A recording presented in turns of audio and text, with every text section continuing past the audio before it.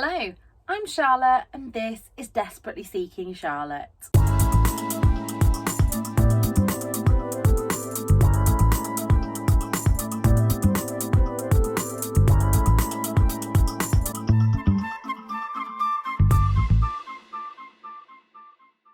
As mentioned in Friday's video, today I'm coming to you with a book haul. Is this going to be balanced? No, I think more books have come in than have gone off this month. But like I said, from June, we are going to try and balance this out. Fingers crossed. But today, all these books have been either bought by me or sent for me. I will tell you as I go through. And what was I going to say?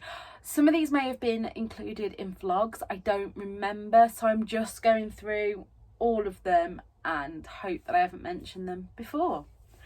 So the first two books were very kindly sent to me by Victoria. She was having an unhaul and sent me a list.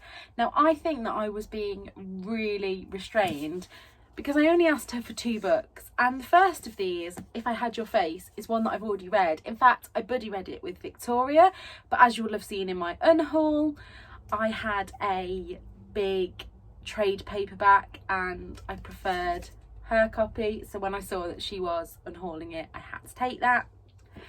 And then she also sent me Triflers Need Not Apply.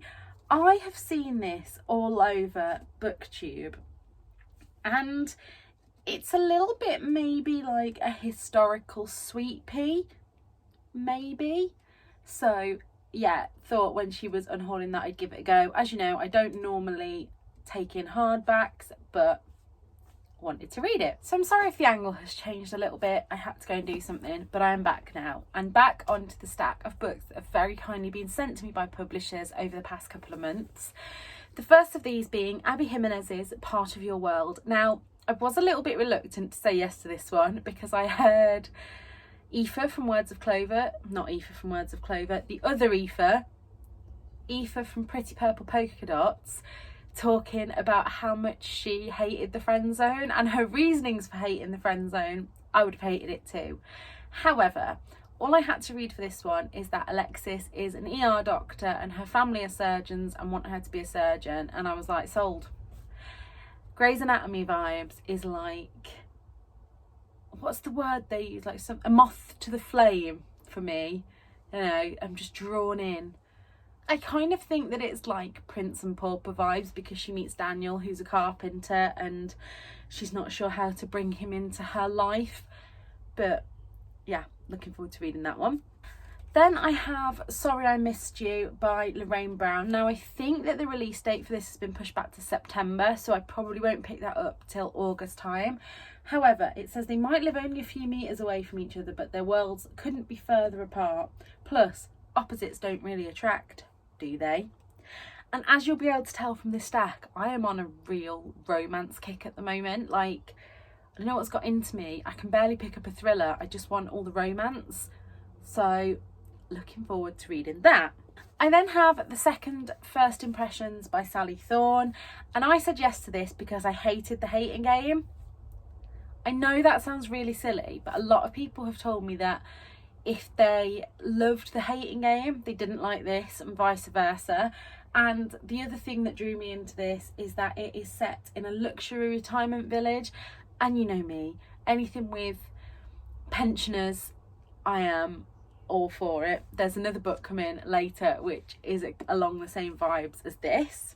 The next book I was sent is by This Time Tomorrow by Charlotte Butterfield. Now I believe that this is a debut, not 100% sure, probably should have checked that before I started filming, but I'm not professional like that. So this is about our main character Jessica, who has it all but is feeling burnt out, and she moves the family to a tiny island in the English Channel, an island that has a secret.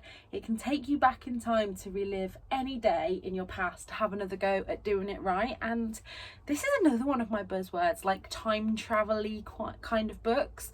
I loved Tom Allen's All About Us. I loved Daisy on the Outer Line. I loved Space Hopper, and all of those had an element of time travel, so I'm looking forward to getting into this one. Then a stack that I know I have mentioned in vlogs, so I'm just going to run through these quickly, but these were all from the lovely people over at Book Break. Book Break are the absolute wizards at making my TBR expand, because every month I say, not going to request this month, and then I'm like, oh, that sounds good, but that sounds good, and that sounds good, and that sounds good, and we end up with this. So firstly, I have Briefly a Delicious Life by Nell Stevens, and this is set in Mallorca. It says, when George Sand and Frederick Chopin arrive at a monastery in Mallorca, the resident ghost falls head over heels in love with George, this striking woman in man's clothing, but the rest of the village is suspicious of their foreignness, of Chopin's persistent and alarming cough, and of what exactly they're doing there. So yeah, that just drew me in. I'm going to put this on the pile to start reading soon, because this is released next month, and I'd like to have read this so I can give you a really good detailed review of it before it's released. Another one that I really don't know much about, but it sounded good, is Disorientation by Elaine Hesse-Chow. I've probably butchered that, I'm really sorry. And all you need to know from this one is disorientation is at once a blistering send-up of privilege and power, and a profound reckoning of individual complicity and unspoken rage. This is a debut novel from a provocative new voice. I then have The Double Life of Daisy Hemmings. Not gonna lie, went for this one because it really gave me The Love Curse of Melody McIntyre by Robin Talley vibes, and I loved that book, so I had to pick this up. And I believe that it says, The Double Life of Daisy Hemmings is an unflinching, unforgettable novel about the people we are, the people we'd like to be, and the price we pay for getting what we want. I believe this is queer, but don't quote me on that. Then another one that's been released in June, so again going on my pile to get to straight away, is The Reluctant Carer, Dispatches from the Edge of Life. Now this, I'm really into books about carers, because obviously I do that professionally, and now with Nana I'm doing that personally. And yeah, what more can I say about that? I believe that his dad has been admitted to hospital. Your even older mum is now at home alone. The answer is simple: drop everything, go back and help. The reality, not so straightforward. Suddenly you're a kid again, stranded in the overheated house you grew up in. Soon they need you 24/7, and you want to help, of course you do, but now your own life starts to unravel almost as quickly as their health. So yeah. And then last but not least from Book Break is Owner of a Lonely Heart by Eva Carter.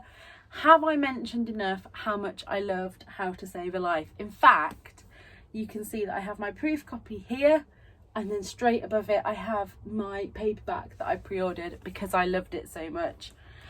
I haven't even read the blurb of this one. I just know that I loved Eva Carter, so when I saw it I said yes please. Then one that I have already read and loved is Sarah Manning's London with Love. This was sent to me as part of the Instagram tour, so you can see that over on my Instagram. You will also see this in my May wrap up. Spoiler alert, I gave it 4.5 stars and absolutely bloody loved it. In this one we follow Nick and Jen over 30 years, and as it says somewhere, 2 people, 1 city, a love story you'll never forget. One of the other things that I loved about this is I've got a bit of a weird fascination with the tube. As someone that gets claustrophobic, doesn't like lots of people, something about the underground I find calming. Don't know. But this is also a love letter to London, not just the characters in it, and I really love that about it. Then 2 more that I've been sent for blog tours but haven't been on yet are Tell Me Everything by Laura Kay. Laura Kay is obviously the author of The Split, which everybody raved about last year, which I haven't read yet. But I believe that it is queer, probably, and all I've read is indecisive, chaotic, emotionally unavailable, and that's just the therapist. So gonna again put that on my book to start reading soon.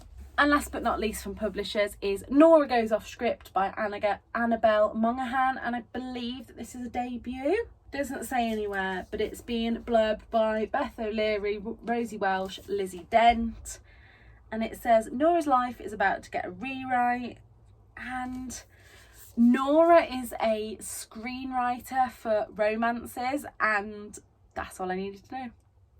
I don't like to go into books knowing too much, so if you ever want to know what I think of these books, my wrap-ups will be the place that I go into more detail. I know some people really hate it when booktubers just read blurbs, but that's all I do, and that's all I need to know about a book to be like, yes, I want to read that. So on to the books that I bought myself, and this first little stack are ones that I bought brand new. The first of these being The Glucose Revolution, and I picked this up. It's by I think she's a biochemist.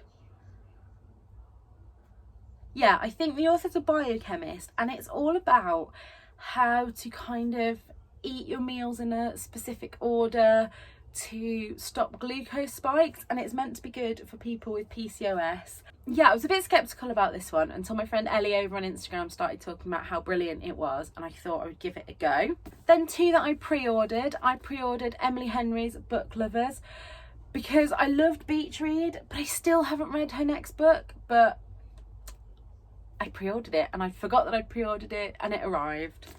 And then one that I didn't forget that I pre-ordered was Heidi Swain's The Summer Fair, and it's Heidi Swain. It's the Nightingale Square. It was not meant to be read. I think I've shown you before, I've got a list. I'm going to read through all the Heidi Swains this year, so this is supposed to come in like July, but I've already started reading it, so I'm going to have to just postpone starting Cherry Treat Cafe until I've read this one first. And then I popped into WH Smith's, and I don't normally look at their books in there. I look at the clearance in there a lot, but they'd got some books on buy one get one free, and they've got Malibu Rising, which I have got on my Kindle, and I keep saying that I'm going to read, but I haven't been reading on my Kindle, so I wanted to pick that up. And they also had The Paper Palace, which people keep telling me to read, so pick them both up. So I think they worked out, I think it was £8.50 for the two, or £8.99 it would have been, so £4.50 each, so can't really complain at that. Then the last stack of books, which is the smallest stack of books admittedly, but this is what you're all here for, charity shop books. So first I picked up The Handover by David M. Barnett. Now I picked this up specifically for a video idea that I've got. I'm not going to go into too much detail over there. See if you can guess below. It's going to be this and two other books. See if you can guess what the theme is going to be. And it says that Daisy is a security guard of Manchester Museum of School History. She takes her job very seriously. Nate works the day shift, though he'd be more suited as a museum guide, the way he chats to visitors. Daisy doesn't approve. How does he find it so easy to talk to strangers? They soon discover they have a lot more in common than they realised. Yes. So that was £2 from British Heart Foundation. And then the next three were all 95p each from the Air Ambulance shop. I love the Air Ambulance shop at Beaumont Leys. They have a massive book selection. They have a lot of my books in there as well. So if you're local and in my unhauls you see anything, chances are that they're probably going to be in that shop. But the first of these is I'm Not Your Baby Mother by Candice Braithwaite, what it's like to be a black British mother. I then have The Wild Silence by Raina Wynn. I haven't read The Salt Path yet, but it's on my TBR. And last but not least, I picked up Apple Tree Yard by Louise Doherty. This was kind of for me and Tom because we both really enjoyed Platform 7 last year. So for 95p, I had to give that a go. So that is all the books that I bought this month. I am trying to be on a little bit of a spending ban at the moment, so I'm not sure how big next month's will be, but that will be good for balancing my TBR. At this moment in time, I've read 4 books and none have come in.